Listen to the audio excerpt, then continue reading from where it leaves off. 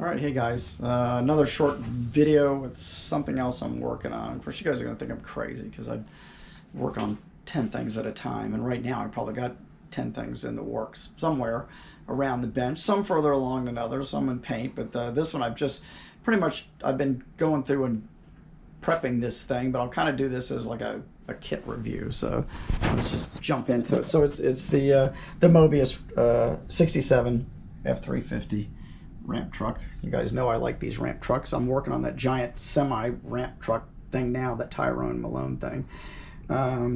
So I see JT's in the background of his videos all the time. It turned out really good. I like that one. Gary Seeds did a really nice job on his too. Killer paint job. And I don't know, I just kind of perked my interest in this. I built the Chevy one, the old Racer's Wedge. I did that one a couple of years ago when that was reissued. I think I even picked up an extra one of those kits because I just love these old ramp trucks. And so I started in on it, and it's good. I mean, I had instructions were kind of hanging me up a little bit on the front suspension, and you find out you really have to follow the instructions on this because, like in the case of the tie rod, has to pass through these two pieces, which I glued those on first, then figured out that it had to go in between the wishbones there. So I had a hell of a time getting it in there. You're supposed to wangle it through there and then glue those on and then connect your ends there. But that's neither here nor there. It's together. So no big deal. And the location of the engine mounts kind of threw me a little bit too, and I don't know if they're perfect. I kind of screwed them up a little bit, but anyway, so that's pretty much together. The basic motor's together. I've cleaned up all the parts on the engine. This went together, the rear, the wedge body, but I will tell you, you better follow the instructions on this because I would have put it together differently, but this is all interlocking, so you have to do it in the order they tell you to.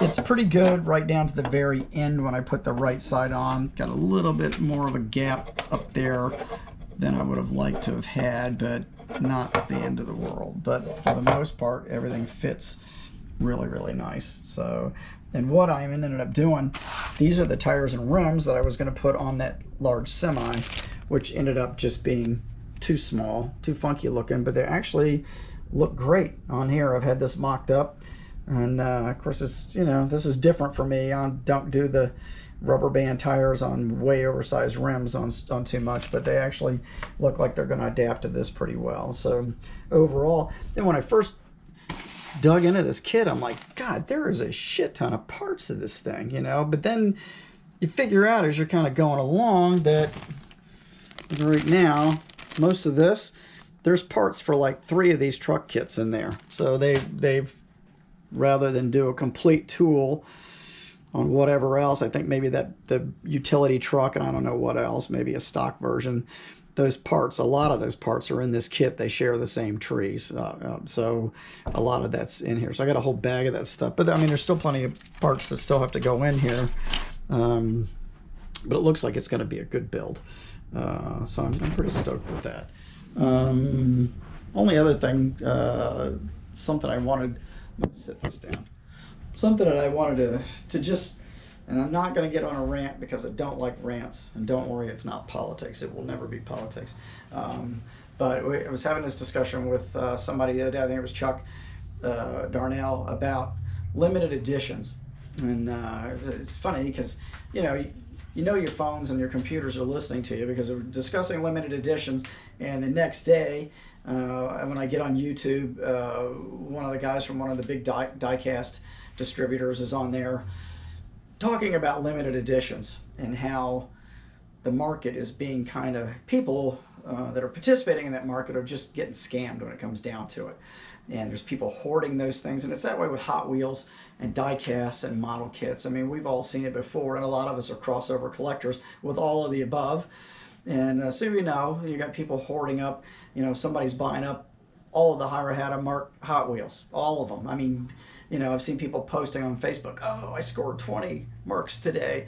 Why? Why do you need 20 of them? Just to say you've got them all? You know, that doesn't sit well with me, with those people. But the other part of it that doesn't sit well with me is, especially now, I think we're seeing it more with the 3D printers, people doing a limited run of whatever 25 of these kits for only $175, so gouging less work, more money, and I don't like that. I think everybody should have a chance at it, instead of having to get up at 4 a.m. and race for the release date, on whatever day it comes out. I don't like that, and I don't think it's fair. I don't think it's fair to consumers, to model builders. And a lot of people just, I don't like spending a ton of money on model kits, and the 3D market is definitely higher dollar, a lot of this stuff, and I don't like it. I don't like being taken advantage of. There's some things I will spend money on, there's some things I won't. I refuse to give in to, but I don't know how you guys feel about it. But I just throwing that out there, see what your opinion is. But maybe that's just the way things are getting, like everything else. That's why eggs are $14 a dozen at Winn-Dixie right now. So I don't know, but I just feel like, and the guy with from the diecast company, he said the best way to cure this is don't buy it. Plain and simple. Don't give into it. Don't buy it. I know you might really want it, but don't give into it. Don't spend the money on it, and maybe they'll rethink it and scratch their head and go, oh geez, we didn't just make this all the time. Sell it for $30 so everybody can have a chance at it, and that's it. So and there's a lot of stuff floating around out there right now, limited edition. Of course, a lot of it's limited edition of 10,000. That's not limited edition. The limited edition, to me, as an antique toy person and collector over the years, usually 500 or less, and that still sounds like a lot, but in the big picture of thing, there's a million people out there. There's a gazillion people collecting everything, so that's not that many. But to me, that is, and I know a lot of the Hot Wheels stuff is like 5,000. That's not really truly limited edition to me, but that's still not a huge amount of little cars in the big picture of things. But anyway, just wanted to throw that at you. But probably gonna move forward on this kit. Maybe throw some primer on there this weekend. I've got that other truck kit in primer. I'm waiting on a few things. It's going to be a few weeks before my 3D prints are in from Frankie's Hobbies up in Canada. They're busy. So I don't even think they're going to start printing the stuff for about another week. So, but looking forward to getting those. Jimmy Flintstone got a hold of me yesterday. Talked to him for a while. Great guy, as always. Jim's always been great. He's always taken good care of me. And he's such a good resin caster. And he's delving into the 3D print. So, and he got a hold of me because he bought a ton of Hot Wheels from somebody. And he goes, I just want to send you some Hot Wheels. So he's going to send me a box. And then he got a hold of me later and said, I threw a bunch of stuff in there, some 3D printed stuff and some resin stuff he's working on. He's got all kinds of stuff. As usual, on the burner, Jim's got his finger on the pulse of what's going on out there. And he was on his way to the Detroit Autorama. He should be there by now, so to sell there. So if you go to that, please look him up, pick some stuff up. Great guy, always a people person, and does great work. And he was telling me he is like the oldest resin caster left in the industry out there, which is cool because I first saw Jim at the Toledo Toy Show probably about 1988. So pushing 40 years where I first saw him, first bought some stuff from him up there. He really hasn't changed a bit. So he's still just a funny guy and really talented, and his work's good and affordable. I mean, his resin products are still affordable. So look him up, spend some money, and go to his website. It's jimmyflintstonestudios.com. So he's still got tons of not just model stuff, shift knobs, figures. He's got all kinds of cool stuff. So look Jim up.